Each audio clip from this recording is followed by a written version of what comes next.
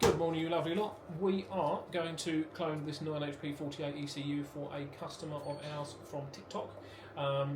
Vehicle had intermittent lateral communications with the TCM.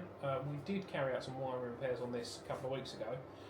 Found that there was no low speed no low side of the high speed PT can getting to this from the TCM. So we overlaid the cables, and it was fine for our hour-long road test, which we had to give it because it would only do it after 40 minutes or so. Go it back to the customer, and unfortunately we're still having issues. So we're going to clone this one over with this brand new second-hand one that we know is good. Can we be what we're doing? So we're going to use the Thinkcar X10S and the Immo Tool, a bunch of yellow cables.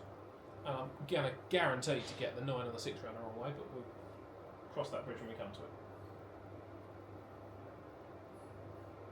Well, I've got shit in my eyes. 9 HP, okay. So, it shows you the wiring diagram on the screen, so you know exactly where to stick your pins. This is the original, so we're going to go for this one first. Right, so we know that we need that size pin, so we're going to grab that size, one of those. So,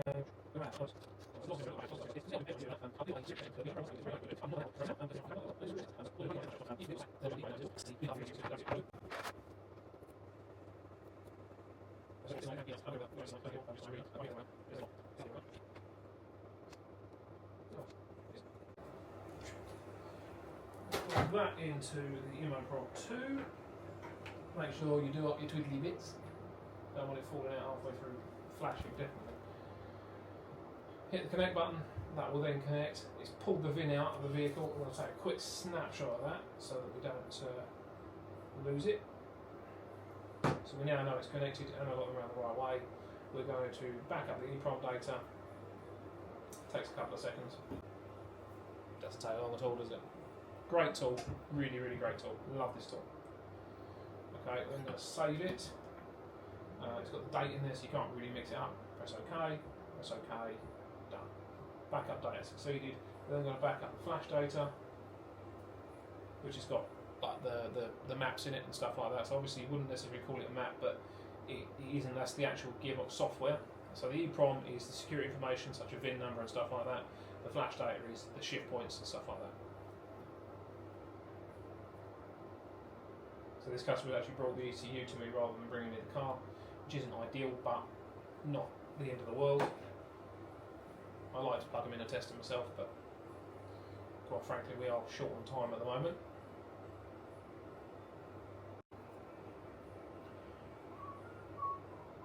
A few moments later.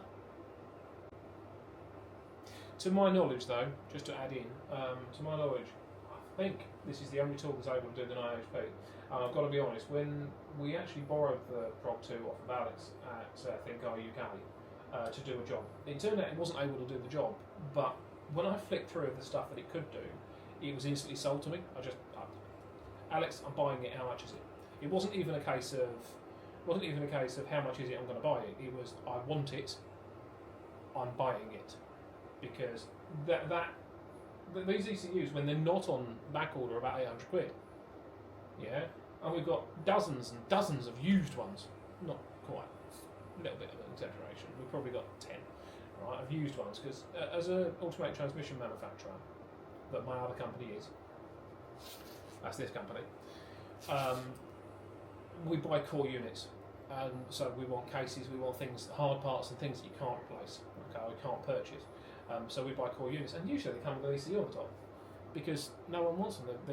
They're valueless until this tool came out, and then suddenly, ta-da! They work. There we go. That's saved now. Press OK. Press OK. It saved it. It's got the date in it. We're not going to cock it up, and then we disconnect from that. You see from that unit. Disconnect from the Prog 2. Twiddly bits are a bit tough. And then this one will cheat because I can't bother to look at the wiring diagram. We're just going to go from one. With tagging in this, I think you might. It might be be okay with that one. Connect to that one. That's the other VIN number from the other vehicle. Hardware ID is the same, ending in CCE.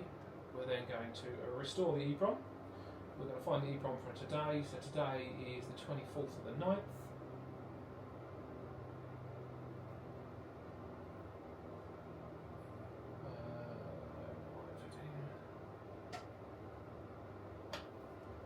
I should have saved it.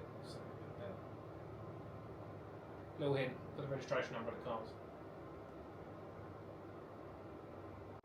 And doing the EEPROM, so we're going to go for that one. Press OK.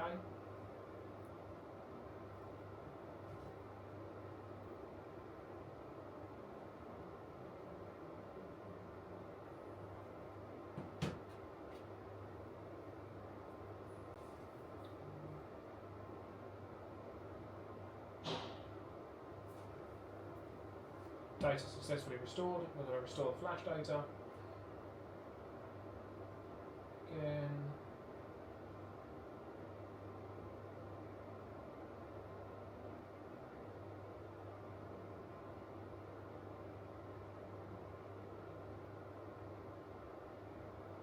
The 9th. Okay. Excuse the mess, I was doing some board work yesterday. I don't know if anyone saw my TT live. But I was doing some board work and I ran out of soldering wick, so I need to order some. I do usually work in a mess, but it's usually nowhere near this bad. Organised chaos. Organised chaos, I like to call it. Flash data always takes a little bit longer to write because it is a bigger file. What has always shocked me actually about vehicle communication networks, right, and that is the fact that we are now on like 100 meg broadband, right, or 1 gig broadband, right, and that's going miles and miles and miles. But actually, why can't we just flash a car that quick? But anyway, you get the idea. I'm going to stop this video there because otherwise I'm going to run out of time in my videos, really.